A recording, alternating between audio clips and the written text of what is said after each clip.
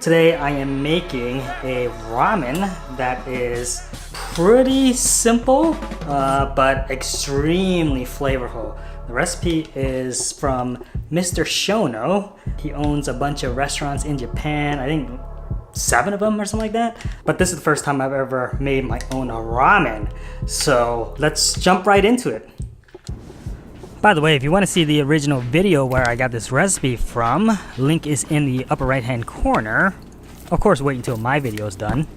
First thing we're going to do is make the chashu, and normally it's made with pork belly, but my grocery stores don't carry pork belly for whatever reason. So I'm using this pork shoulder that I had in the fridge, which I was going to make pernil with. It's actually a really good substitute for pork belly, which is just a fatty piece of pork. And all we're going to do is cut off a nice sized chunk from the corner here. Then I'm going to roll it and tie it into a nice little neat pork package. Looks pretty good to me. What do you think? We're going to make this chashu by braising the pork in a soy-based sauce. And to make the sauce, we need some green onions, garlic, sake, some mirin, and tamari. Cut up the green onions, and then we're gonna toss it in our pot right here. Next, we're gonna peel some garlic. I think I used about 6 or 7 cloves. Just, use a bunch. We're gonna toss the garlic in. And then the pork, and I'm gonna set my temp to, I don't know, like low-ish, low to medium-low, maybe medium, something like that. Next goes the mirin, and the original recipe calls for 1,000 milliliters, which is a lot of mirin, and mirin is expensive, so I only used a bottle. I'm not using a lot of pork either, so it just, kind of works out. Now we're gonna add the tamari, and again, the original recipe calls for 500 milliliters, so I'm going to modify it a bit. I actually found that it tastes better with more tamari, so just go ahead and pour the whole bottle, which I didn't do here. And then finally we're going to add the sake, which I think I used about half of the amount of tamari that I use. And take a swig if you want. And we're going to let this chashu braise on a low heat for about 2 hours. While that's braising, we're going to go ahead and start our noodles. First thing we're going to do is bake some baking soda. Yeah, we're going to bake the baking soda. I'm not entirely sure why, but baking the baking soda increases the alkaline level or something. If you're really curious, just follow the link upper right hand corner. That's where I got the recipe. But basically, we're going to bake the baking soda for about 2 hours. We need... I'm sorry, not 2 hours. 1 hour. We need about 2 teaspoons. And be careful not to get it on your skin, because apparently it can irritate your skin, which is kind of strange because we're putting this into our noodles. Next, we're going to dissolve 2 teaspoons of our baked baking soda in 100 milliliters of water. I don't know why I can't say that. Milliliters. The recipe calls for 2 cups of bread flour. I think you can make bread flour using all-purpose flour, but I just bought it. You can actually do this part by hand, but I have this nice KitchenAid mixer that I never use, so figured I might as well put it to good use. Pour in your baked baking soda water. Attach your dough hook. Flip the switch to 1, which is the lowest setting, and it's like magic. Look at that. You're going to keep mixing until all of the flour is incorporated.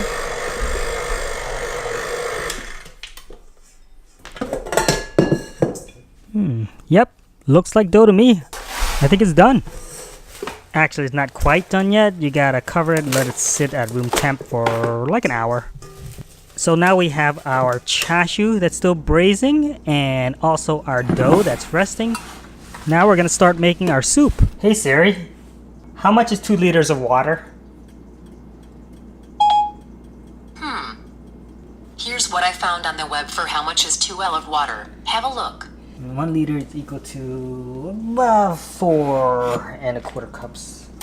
So here I'm going to follow the recipe exactly. it is 2 liters of water, which is about 4¼ cups. To the water, we're gonna add some green onion, some garlic,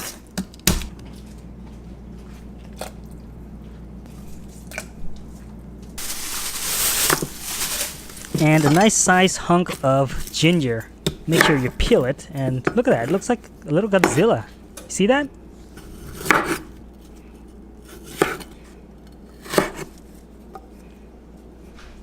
We're gonna let that simmer for about an hour. By now your chashu should be just about done. I'm gonna go ahead and poke it with a chopstick, make sure it's nice and tender. And if it looks like it's about to fall apart, it's done. So I'm gonna remove from the heat and let it cool for a bit. After your dough has been resting for about an hour, we're gonna take it out, flatten it a little bit using your hands. And then we're gonna roll it out using our handy dandy KitchenAid pasta roller.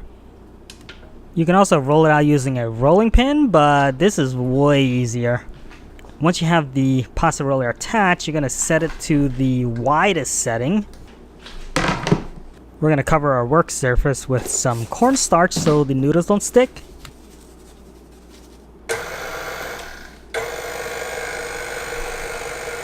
And then we're gonna take our dough, which I've flattened it out a little bit so that it fits through the rollers. And we're just gonna feed it through nice and slow.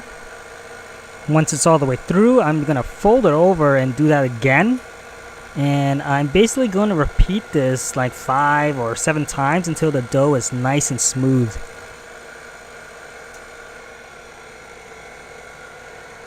Once we have a nice smooth looking sheet of dough, we're going to go ahead and start thinning it by turning the setting on the roller just 1 notch.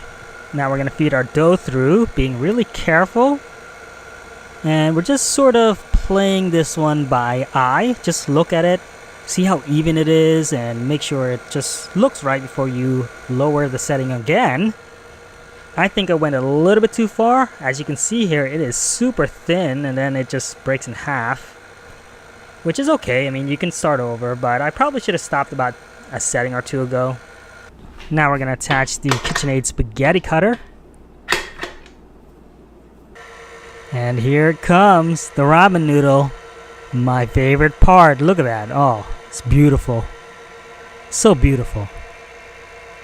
Now mind you, this is the first time I've ever done this, but it wasn't too difficult and it actually turned out pretty good. Only thing I would have done differently is maybe make it a little bit thicker. Okay, we're almost ready to put our bowl of ramen together. I'm going to go ahead and prep our toppings, starting with the chashu. I'm going to slice, I don't know, about 3 pieces.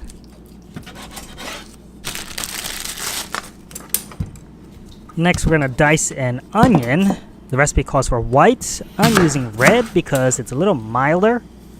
But basically, we're going to dice it into little tiny pieces.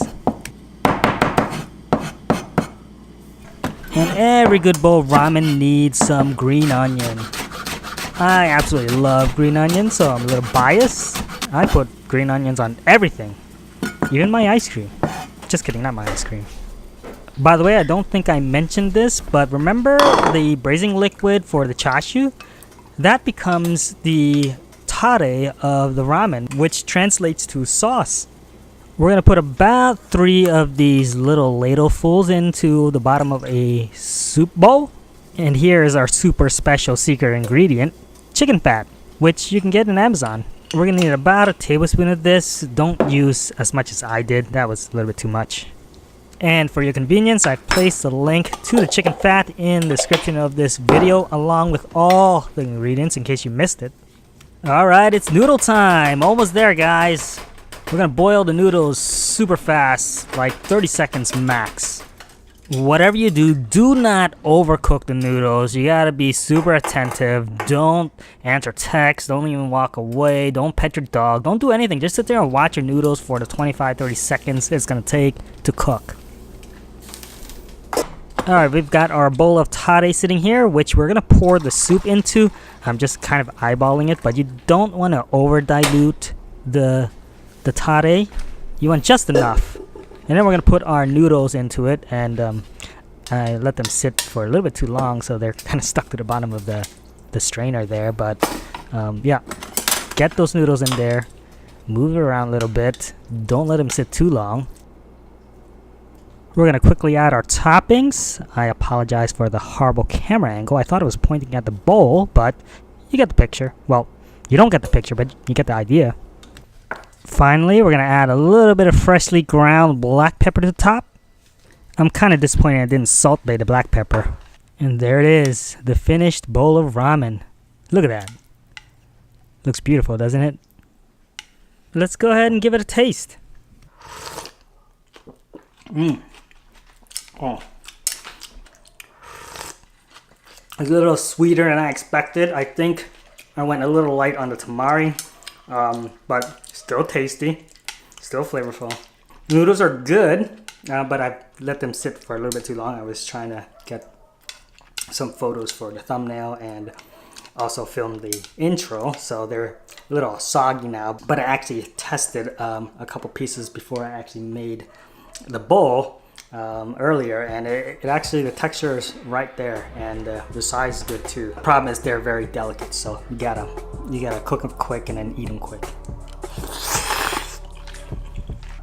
All right, there we go. There is my professional ramen noodle at home.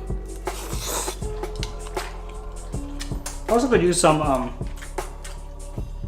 like a spicy component, chili oil. And put some of this chili oil on it. Ooh, oh yeah, there we go. Let's try it.